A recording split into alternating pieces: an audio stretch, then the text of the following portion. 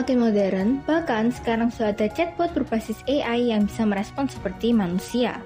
Jangan takut dan jangan panik karena dalam video kali ini, saya akan jelaskan apa perkembangan yang sedang viral ini dan bagaimana kita dapat memanfaatkannya agar bukan kita yang tergantikan. Akhir-akhir ini sedang viral berita bahwa profesor mengetes ChatGPT apakah bisa lulus S2 atau tidak. Dan ternyata ChatGPT ini berhasil lulus S2 dengan nilai yang bisa dibilang lumayan berkisar di C sampai B+. Luar biasa bukan? Tapi saya yakin dalam bertanya pada ChatGPT, profesornya bukan hanya tulis tolong buatkan esai 500 kata tentang apapun topiknya. Tapi pertanyaan yang lebih mendetail dan lebih pintar agar hasilnya bisa lebih sesuai kebutuhan. Dan itu adalah yang akan kita pelajari hari ini. Tapi sebelum saya lanjut ke materi hari ini, saya memperkenalkan dulu apa sih ChatGPT itu. ChatGPT adalah sebuah teknologi pengolahan bahasa alami berbasis machine learning yang dikembangkan oleh OpenAI. Teknologi ini memungkinkan mesin untuk memahami bahasa manusia dan memberikan respons yang menyerupai respons manusia.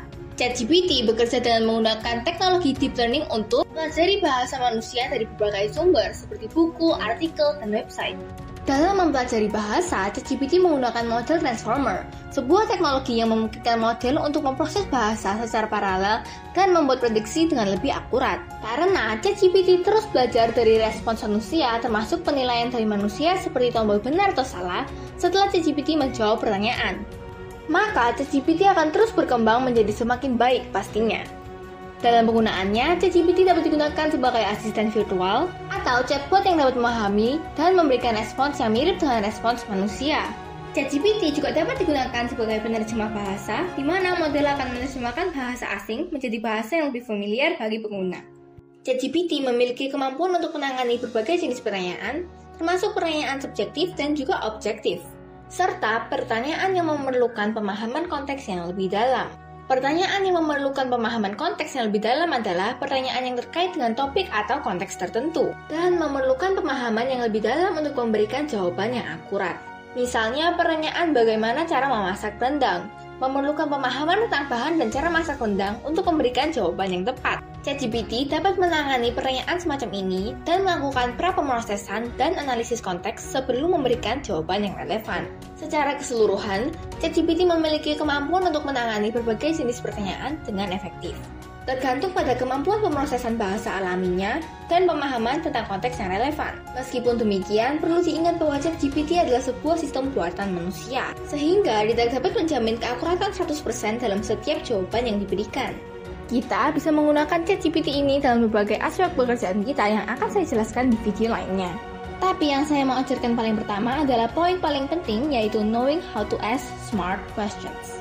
ChatGPT ini bisa melakukan banyak hal, tapi gimana cara agar ChatGPT tahu mau kita? Kita harus detail. Sebagai contoh, kita mau belajar Photoshop dan nggak tahu mau mulai dari mana. Kita bisa minta tolong ChatGPT. Saya mau belajar Photoshop, mulai dari mana ya? Tapi kita bisa menggali lebih dalam lagi dan dapat jawaban yang lebih membantu. Saya mau belajar Photoshop dalam 4 minggu. Tolong buatkan jadwalnya. Hasilnya sudah memuaskan, tapi lebih baik lagi kalau kita bisa hemat lebih banyak waktu kan? Gak usah susah-susah cari tempat untuk belajarnya, suruh ChatGPT aja dengan bertanya, saya mau belajar Photoshop dalam 4 minggu. Tolong buatkan jadwal dan sertakan link tempat belajarnya. Dengan begini, ChatGPT tidak hanya membuatkan jadwal belajar yang efisien, namun kita bisa langsung mulai belajar dengan menggunakan sumber daya yang diberi ChatGPT. Contoh lainnya, meminta ChatGPT membuatkan cerpen. Kita bisa tulis, buatkan cerpen 50 huruf tentang bertemunya sahabat lama. Dan hasilnya adalah, sesaat tatap itu bertemu, lupa telah terpisah lama. Senyum bahagia, pelukan erat. Mengulang kenangan indah dulu, selalu bersama tak tergantikan. Tapi kalau hasilnya terlalu tinggi atau rendah untuk level kita, nanti gurunya curiga dong. Kan kayak nyontek tugas pada biasanya, pasti kita salahin beberapa agak ubah-ubah katanya biar kelihatan lebih simpel kan? Nah, jadi kita harus detail dengan menambahkan seperti anak umur 10 tahun yang menulis, sebagai contoh. Dan hasilnya adalah, saat aku jalan-jalan, tiba-tiba bertemu dengan sahabat lama. Kami senang sekali, lupa waktu berlalu. Bermain petak umpet dan makan es krim. Kami saling bercerita tentang kabar dan impian di masa depan. Sayangnya, harus berpisah lagi. Tapi aku senang bisa bertemu sahabat lama lagi. Sebenarnya kita baca sendiri sudah kelihatan jelas ya perbedaan antara kedua cerita tersebut. Tapi kita coba tanya dengan ChatGPT-nya langsung aja apa bedanya cerpen pertama dan yang seolah-olah ditulis anak 10 tahun. Perbedaan antara cerpen pertama dan yang ditulis anak 10 tahun terletak pada penggunaan bahasa dan kedalaman ceritanya. Cerpen pertama ditulis dengan bahasa yang lebih dewasa, lebih kompleks, dan memiliki struktur yang jelas. Sedangkan cerpen yang ditulis anak 10 tahun lebih sederhana dan tidak terlalu kompleks. Selain itu, cerpen pertama memiliki kedalaman cerita yang lebih dalam dan menyentuh. Sedangkan cerpen yang ditulis anak 10 tahun memiliki cerita yang lebih sederhana dan bersifat lebih ringan. Namun, keduanya tetap memiliki nilai positif dalam menyampaikan pesan bahwa pertemuan dengan sahabat lama adalah sesuatu yang sangat berharga dan dapat membuat kita bahagia, kata ChatGPT. Dari dua contoh ini, kita bisa lihat seberapa customizable jawaban dari ChatGPT ini, dan seberapa pentingnya bagi kita untuk tahu cara memberi pertanyaan yang pintar agar bisa memberikan hasil lebih tepat sesuai kebutuhan kita. Oh ya, peringatan saja, saya tidak lagi menyarankan kalian untuk mencontek di tugas sekolah kalian ya. Hanya sebagai contoh yang bagus mengenai seberapa pentingnya memberi pertanyaan yang detail. Tolong jangan menyalahgunakan teknologi ini.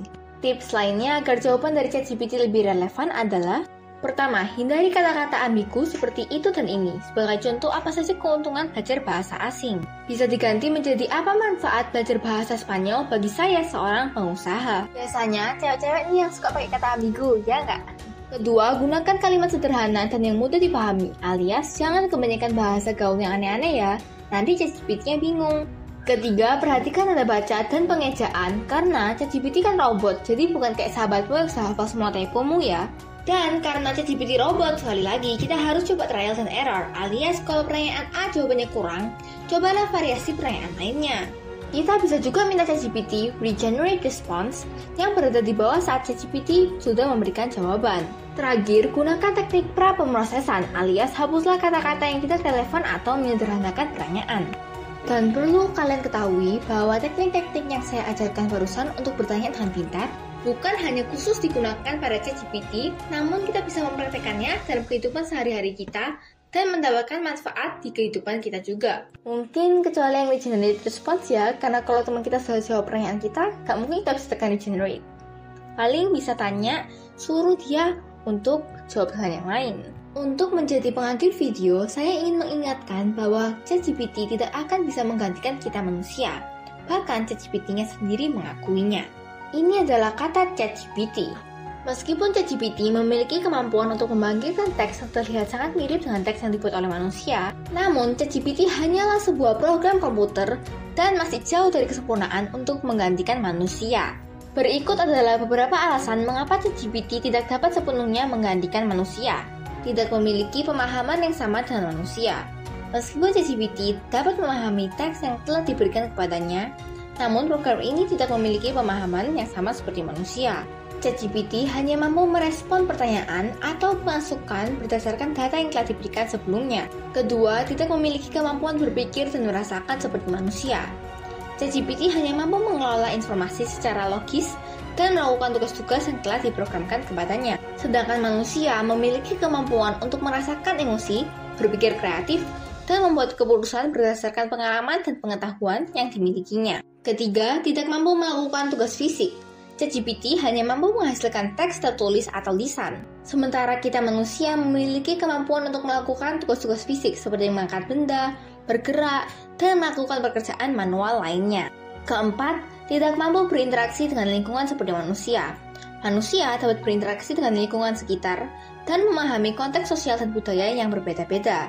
Sementara ChatGPT hanya mampu merespons teks dan tidak memiliki pemahaman yang sama terhadap konteks sosial dan budaya.